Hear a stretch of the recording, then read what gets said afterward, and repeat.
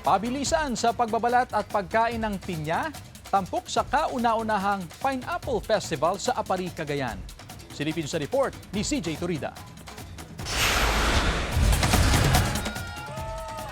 Masayang idinaos sa Barangay Parudun Norte, Apari, Cagayan ang kauna-unahang Pineapple Festival and Cross Visit. Layo nitong kilalanin ang mahalagang papel ng industriya ng pinya sa ekonomiya, turismo at kabuhayan ng mga residente. Bilang bahagi ng pagdiriwang, nagtungo ang mga kalahok at bisita sa isang malawak na taniman ng pinya kung saan naranasan nila ang pick and pay activity. Libre rin nilang natikman ang sariwa at matatamis na bunga ng pinya. Nagbigay ito ng pagkakataon sa mga dumalo na mas mapalapit sa produksyon ng pinya at makita ang potensyal nito bilang pangunahing produktong pang-agrikultura ng bayan. Pinangunahan ng lokal na pamahalaan ang aktibidad, katuwang ang Department of Agriculture, Tourism Council, Agricultural and Fishery Council at mga opisyal ng barangay. Naging mas masigla ang selebrasyon sa pamamagitan ng mga patimpalak na bahagi ng Pinya Olympics. Kabilang dito ang Fastest Pinya Peeler, Pinya Eating Contest at Pinya Kamalaki at Pinya Kamabigat na naghatid ng saya at pagkakaisa sa mga kalahok at manonood. Layon din ng Pineapple Festival and Cross Visit na higit pang isulong ang industriya ng pinya sa Apari, hikayatin ang turismo at ipakita ang kalidad at kasaganaan ng lokal na ani na maaari maging daan sa mas maraming oportunidad